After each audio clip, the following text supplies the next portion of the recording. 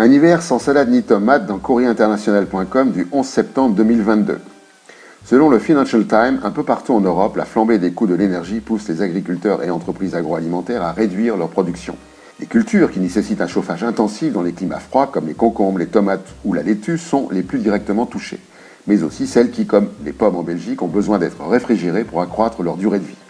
Aux Pays-Bas, qui comptent pour 1/5 des exportations mondiales de tomates, près de 350 000 m² de serre vont s'éteindre alors que l'éclairage sert à la croissance de ces fruits. En Italie, relève le Financial Times, certains agriculteurs qui bénéficient de contrats d'électricité à prix fixe préfèrent la revendre plutôt que de l'utiliser pour leur culture.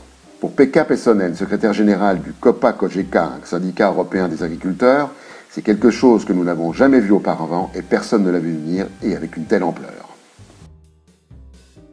Coulé à Noirmoutier dans Reporter.net du 2 août 2022.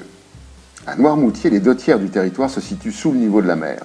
En 1937, une violente tempête avait quasiment coupé l'île en deux. En 1978, une digue a rompu et 500 hectares de polders ont été submergés pendant plusieurs jours. Le changement climatique vient accroître les risques de submersion marine qui pèsent sur l'île.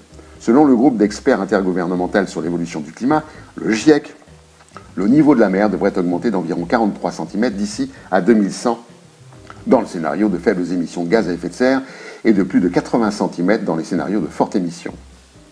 En plus d'entraîner l'inondation des secteurs les plus bas, la hausse du niveau marin favorise l'érosion des côtes et notamment les cordons dunaires qui protègent une large partie de la façade ouest de l'île, la plus exposée au vent et aux tempêtes.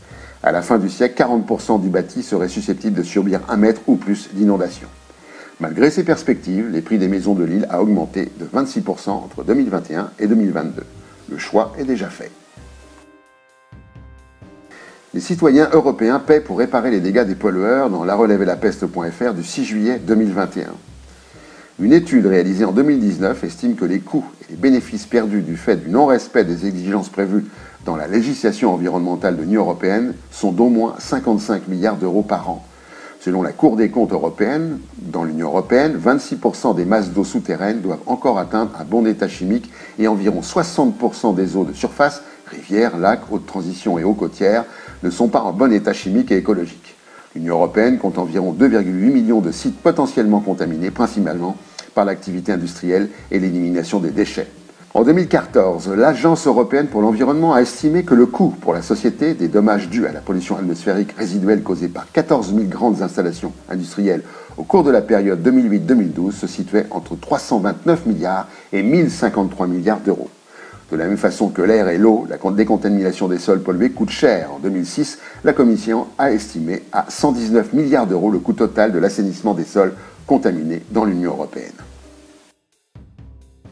Le Moyen-Orient et la Méditerranée se réchauffent 2 fois plus vite que le reste du monde dans futurascience.com du 10 septembre 2022.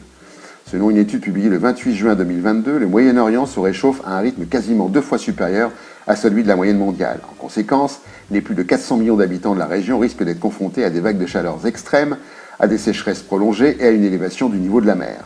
L'étude a révélé une augmentation moyenne de 0,45 degrés Celsius par décennie au Moyen-Orient et en Méditerranée orientale, sur la base de données recueillies de 81 à 2019, période pendant laquelle l'augmentation moyenne mondiale était de 0,27 degrés par décennie.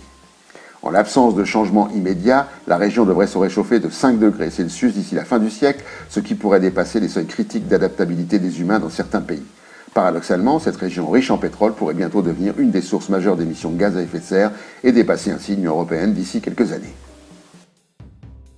Crise énergétique, donc crise alimentaire dans newsweek.com du 6 septembre 2022. En juillet 2022, alors que les prix du gaz naturel en Europe étaient nettement inférieurs aux niveaux actuels, l'Association internationale des engrais estimait qu'un conflit prolongé entre la Russie et l'Ukraine, conjugué à une baisse de l'utilisation des engrais en raison de leurs coûts élevés, pourrait entraîner une perte de près de 2% de la production mondiale de maïs, de blé, de riz et de soja. Au début de l'année 2021, une tonne d'ammoniac coûtait environ 250 $ aux agriculteurs d'Europe occidentale. Aujourd'hui, ce même engrais se vend 1 250 $ la tonne. Le mois dernier, Yara International, le producteur d'engrais norvégien, a annoncé qu'il allait réduire sa production d'ammoniac à environ 1/3 de sa capacité. Les producteurs d'engrais de Hongrie et de Pologne ont également réduit leur production en août. Et CF Industries a annoncé qu'elle allait arrêter la production d'ammoniac dans son usine du Royaume-Uni. La société lituanienne d'engrais HMA a annoncé qu'elle arrêterait sa production ce mois-ci.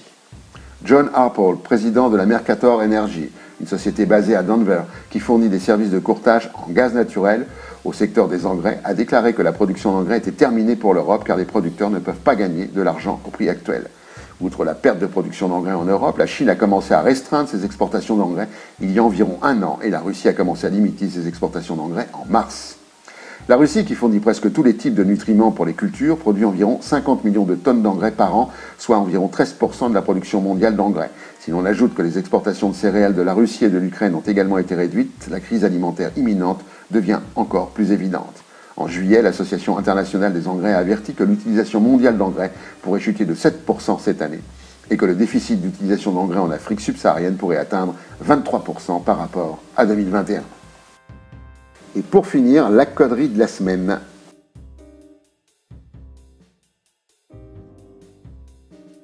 À la prochaine fois.